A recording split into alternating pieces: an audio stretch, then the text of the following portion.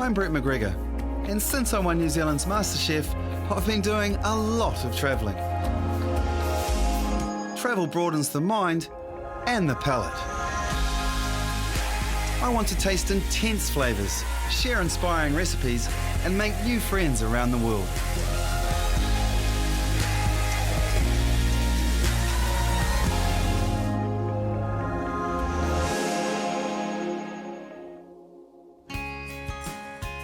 I'm 1,700 kilometres north of Brisbane. It's still Queensland, but it feels very different. To be honest, so far, I'm really struggling to get a handle on the place. The vegetation and the weather feels like Southeast Asia. The faces and attitudes are typically Australian, multicultural, laid back, and very welcoming. I even feel a strong Indigenous influence here. It's going to be so interesting to see how all this plays out in the food of tropical North Queensland. The Skyrail Rainforest Cableway is spectacular. It eventually delivers you to the Corunda markets in the hills above Cairns.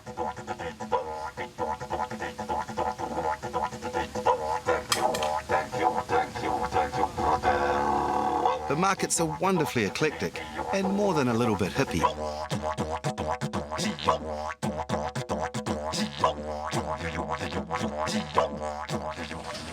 I live in a place a little like this up in the hills in Auckland, Titirangi, so I kind of feel at home here. But I've actually come to follow my stomach, as usual. The Petite Cafe does amazing crepes. It's France meets local ingredients. And I've managed to get a one-on-one session with head chef Aurélien Breguet. Aurélien. Hello, Brett. How are you going? Oh, really well, mate. So what have we got planned for today? Today I'm going to show you one of my specialty, a kangaroo prosciutto crepe. Yep. With some goat cheese and bush tomato chutney. Beautiful. All right. Chop me some pineapple for Caleb down here. The spinach finely chopped and... Hold on a minute. I've only been here for 2 minutes and I'm already on the line. I know. You know what you're doing. And so just me the cherry tomato, please. So this is buckwheat flour, buckwheat flour, so gluten-free. Gluten-free and organic. Yeah, beautiful. Do you find that more and more people are wanting that up here now? Oh, yeah, so many people are looking for gluten-free food and organic these days. You're really looking for these little holes. You can see the little edge are starting absolutely. to come. That's a good sign for me. Look at that. So, nice and regular. Hey, how hot is that hot plate then? 180 degrees. 180 degrees. OK, so it's got a beautiful colour on it, eh? So what kind of cheese is going on there? This is a cheddar and a menthol. It's a mix of 2 different cheese. So I can see these edges are just starting to lift up there. Yeah, it's starting to get crunchy. You can see the colour is coming. OK. Did you want the spinach? Yes, thank you very much. So, just a good handful? Yes, please. Now, what I did notice is that you were giving it a really good sprinkle, but you were going around the whole thing. Yeah, like make sure it's everywhere, yeah. Rightio. So now I'm just folding it. I love the way that egg's just sitting on there. The white's smeared out really, really nicely. And now this is the kangaroo prosciutto. That's a kangaroo prosciutto, yeah. It's a great colour. It's a very lean meat, yeah. Oh, beautiful looking tomatoes. Nice and local tomato. And this is fresh goat cheese curd. OK, so goat's cheese mixed with? It's goat cheese curd, which I emulsify. Rightio, beautiful. A little bit of parsley to finish. It looks amazing. Thank you very much. Who wouldn't want to eat it, you know? The smell in here is amazing. I just love my job. I'm serving it with some bush tomato chutney. You have a little smell? Yes, please. Nice and sweet. Oh, it's, like a Branston almost. Yeah, like go very well with the smokiness of the kangaroo. Mate, if you put that down there, I'm going to run out and grab it. Let's go and eat it. Yeah? Hey, thanks for showing me. My pleasure. What an awesome day. Thank you very much. Thanks, bro. See you soon. Enjoy. You know what? There's something exciting about eating an Australian icon. I cannot wait to get into that kangaroo prosciutto. Especially for a Kiwi, isn't it? Especially for a Kiwi, mate. Enjoy. I'm going to join you. You know what I love the most? Straight off, that really subtle goat's cheese flavour comes through in that curd. Really beautiful. And then the saltiness from the kangaroo prosciutto. It's a really nice crepe. Crunchy on the outside. As it should be. Well, cheers to that, man. Pleasure. Thank you very much. Glad you enjoy. Coming up, it's one scared Kiwi versus a wild mud crab. Look at that. Well done. First attempt. Oh, dude. You could win a culinary escape to Hong Kong. Let Hello World and Cathay Pacific fly you and a friend to Hong Kong with return flights from Auckland, Wellington or Christchurch. Spend 4 nights at the luxurious 4-star Park Hotel in a superior twin-share room, plus learn how to cook traditional dim sum with a 2-hour cooking class. Go to tvnz.co.nz/taste of a traveller to enter. Good luck.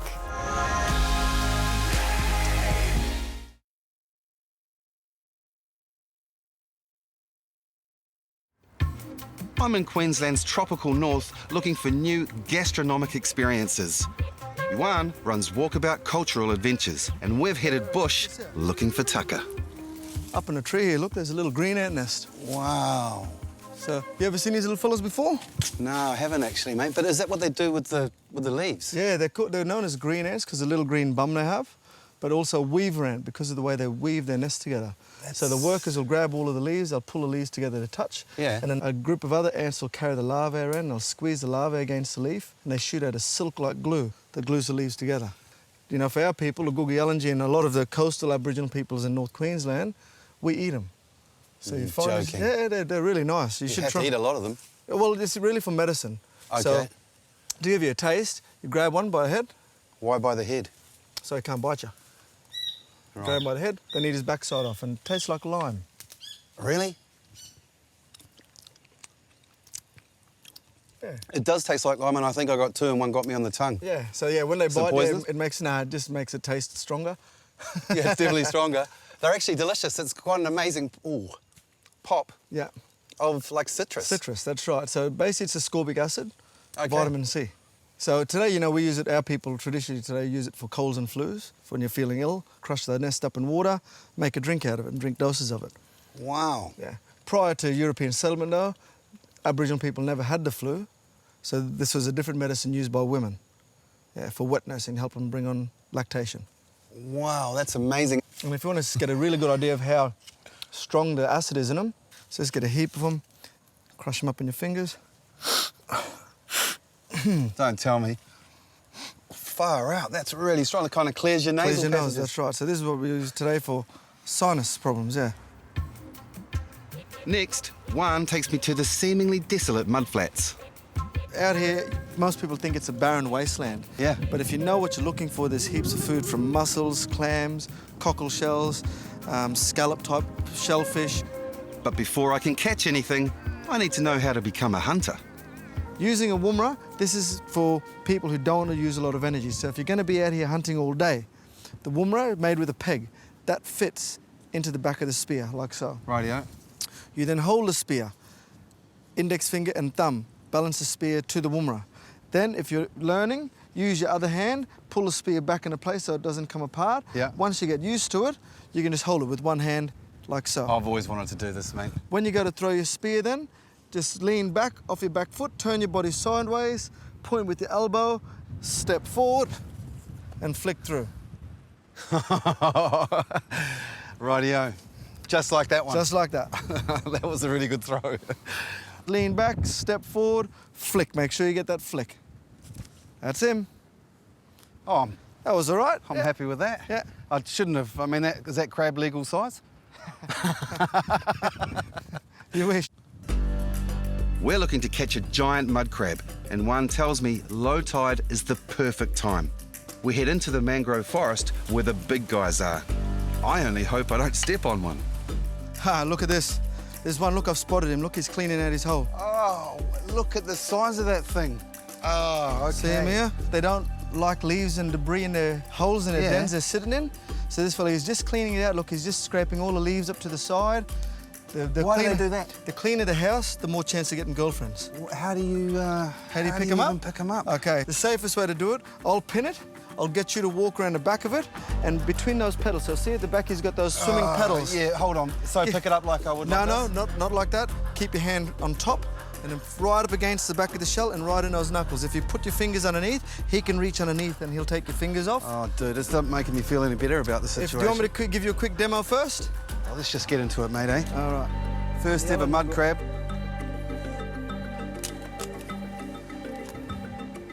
Okay, so now he's pinned. So reach in behind, he's got the thing, yep. Right in the back? Yep, and you feel those pedals? I feel the pedals, hold Yep, on. you got your finger in there? No. Maybe. I might be too low. Is that like that? Yep, right up and against the shell. That's him.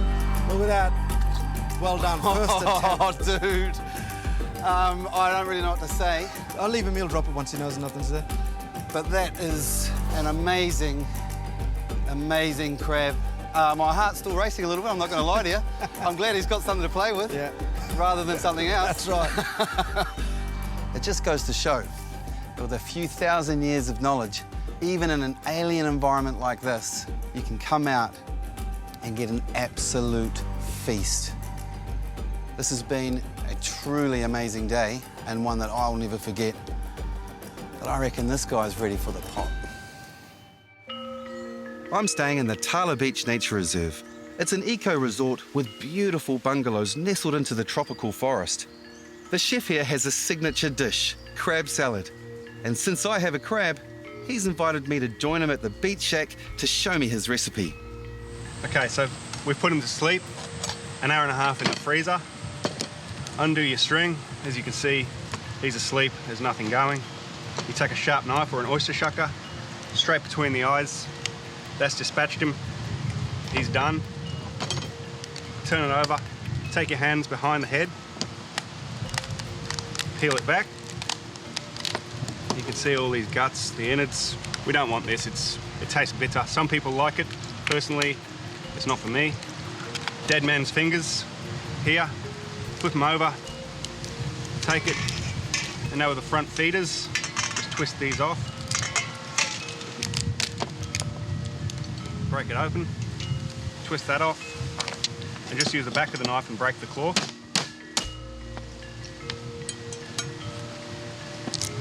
And between the two quarters. And that's it, that's our 4 quarters, and that's gonna go in the pot. 6 minutes. Matt, amazing work on that crab, mate. No worries. What can I do to help? Well, next, if you want to take care of peeling the pawpaw and julienne the coconut, I'm going to start on the dressing over here, which is a Thai-style dressing. No worries, let's get into it. A nice green papaya or pawpaw. These grow locally. You get them in Thailand and all through Asia as well. They're quite tart ingredient, so you don't want to use much, but it really brightens up the salad that we're making today. A little technique that I've learned while I've been away is you can use obviously a different peeler, but the knife works just as well. You've got to be a little careful though, eh? Yep. So when you're julienne, you can just go down through the flesh like that. So here I've got the coriander root and the fried ginger, fried garlic and fried shallots. You can get this at most Asian foods, but we fried our own in the hot wok. Fresh chili. Definitely. That goes straight into the pestle. Good crunch. And a little bit of shrimp paste, which we've roasted off in the oven. So we're just going to pound all the flavours out of this. I think using a pestle instead of a blender always makes the flavours really speak for themselves. And then you can start julienning the coconut flesh if you want. Use a spoon, pull out the flesh onto the board, take off any wood that might come with it. Okay, look at that. So just julienne straight through? Yeah. When you finish with the coconut, if you want to quickly segment this grapefruit, Okay. we can get that done and we'll start building our salad. Teamwork, mate, that's what it's all about. Finish the dressing with some palm sugar That's looking amazing. and some lime juice. That whole combination, lime juice, a little bit of fish sauce I see over there, you know, the sour, the salty, a little bit of chili. Yeah, well, it's got every level. It's got the sweet, the salty, the spicy, the sour. Now we're just going to serve it in these 2 coconuts. Yeah, that's we're going to keep the plating pretty simple today. If we want to pick some coriander into our bowl, I can do that. Just enough for the 2 of us? yeah, How's that? I think that's perfect. Do you want me to Alright, start so you can compiling? start adding everything else in, the grapefruit, the pawpaw, and the coconut. I'm going to put some of the crab meat in as well. That crab meat, 6 minutes, and you can see how juicy that is. All right, so the salad's pretty much there. We're just going to take some of our dressing now. Which the colour is absolutely amazing. I'm Oh, really it's solid gold. We've got some toasted coconut from the plantation as well. We toast our own. beautiful, and that's just done at home, either in an oven, low oven, or in a dry pan. We're just going to mix the salad up. It's really important to get a lot of that dressing in. 'Cause, Absolutely. it speaks for itself. Okay, great tip. Looks There you go. sensational. Dinner you know time. what? Let's just Cheers. go eat. Cheers, mate. Let's go.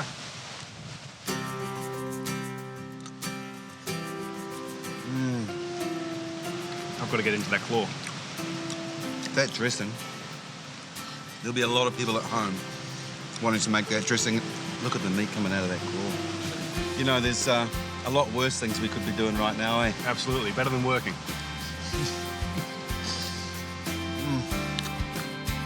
Recipes featured are available at tvnz.co.nz/Taste of a Traveller.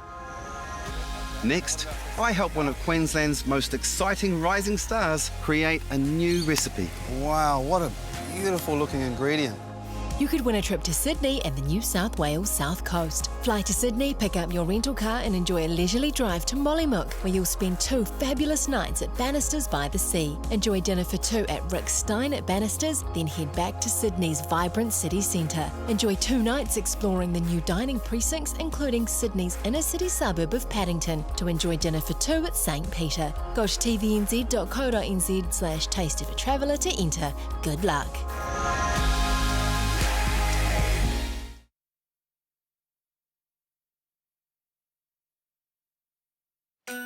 The beaches and lifestyle around Port Douglas and Palm Cove are unassuming, relaxed, and just beautiful. It's the perfect tropical holiday destination, but I'm looking for more. Is it just me? When I think of tropical North Queensland, I don't necessarily think of it as a foodie destination. But I stand corrected. I have been absolutely blown away by the quality and the standard of what's going on here. Like this book, 100 of the world's greatest chefs. Now, I've got my eye on this guy in particular, Nick Holloway. And here's a restaurant just down the coast here, and I'm going to try and track him down. And track him down I did, at Rusty's Market in Cairns. Big guy, how are you? I'm very well, mate, and yourself? I'm getting All there. right. I was expecting someone who looked a little different, mate. Where's the beard? Oh, you know, I had to shave it off. Got a bit too hot up here over summer. Well, you're looking good for it. Oh, fabulous. So, what's on the cards? Well, I figured I'd show you around. Nothing like the market to see what the tropics has got to offer. Well, let's get into it. So, Nick, this is a pretty amazing market. Loads of inspiration. What have you got planned? I got no idea. That's what I really love about the market. It's all about what's in front of us, as opposed to what we think we should be having. The stalls are just jumping with all these wonderful ingredients. And I mean, how many ideas do you get just as you're walking around here? You know, it actually reminds me of Southeast Asia. That's exactly. I've got this idea for a dish, not really sure where to go with it. Maybe you can help me. I'll definitely do that, But it's all mate. around texture, you know, like daikon, for instance. Crunchy, versatile. Delicious. Delicious, can be sweet, slightly bitter, depending on the size. All right, well, should we grab one? Let's grab one of these. Whenever I'm walking around a market like this, I feel I'm always on the lookout for something I've never eaten. What I have also noticed about reading up on you a little bit is you don't like any wastage. No, not at all. Luxury for me is keeping all the scraps and finding a use for everything. Which is smart cooking. Flavours in the margins, mate. Yeah, you know, absolutely. It's in all the little leftover bits in the bottom of the pan. Back at Nick's restaurant, Nunu in Palm Cove, it's time to work up this new dish. So what are we cooking, mate? Right, we're going to make a palm heart salad. Beautiful. With a beautifully soft-boiled egg and a whole bunch of crunchy stuff. So what can I do to help? Well, I might get you cracking on the mortar and pestle, and you can use some of the nori salt and some sesame seeds. Alrighty. And I'll start preparing this heart of palm. So this comes from the top of the tree, right up where the palm fronds come out. Yep. And we want to sort of pull away that exterior, the really heavy woody stuff, so that we reveal the really exotic and tender middle of the heart of palm. So that there is just black rice. Okay. So that's a candied rice. We use like caramel corn. So we don't want those broken up too much, just cracked up a little bit. Okay, now what about this? Is that garlic there? That's a few little fried garlic crisps. So into here or? Oh, I think into there, just to break them slightly and release some of those beautiful oils. And that there is just the most magnificent and sublime. Can I just try a little bit off the end of that? Absolutely. So it's nice sliced across ways, but I think my favourite way for this is to just shave it into a bowl. So just in these really long, sort of elegant strokes. But it's a very nice texture, soft. What about this one, this corn husk, is it? Yeah, that's corn, dehydrated corn kernels that we've just barbecued to give them a slightly smoky flavour. Yeah. And then dried and ground up. Which is a beautiful looking ingredient. So it's a good little trick just to put a little bit of lime juice or lemon juice onto the heart of palm after it's been shaved, and that just helps it from oxidising or discolouring too much. That looks perfect. Be flexible with your ingredients. This would be perfect with crab. It would be great with prawns. It wouldn't really matter. So let's get some of the sauce on the bottom. So I've just got a little bit of miso mixed with ginger caramel and some fermented chili paste and a little bit of pineapple caramel, actually. Okay. So we might use some of this heart of palm on the bottom. It's like a nest in the bottom of the dish. And then we've got some pickled daikon, but they're just thrown into a vac bag with a whole heap of vinegar and a little bit of sort of sugary solution. Okay. So then we've got some of the dried daikon. So this is just daikon that I've spread out on the pass. That looks amazing. Dehydrate, and it's beautiful because as you start to eat it, it kind of rehydrates in the dressing and becomes super, super delicious. Do you want to put some of that on? Yeah, sure. Spoonful of cucumber.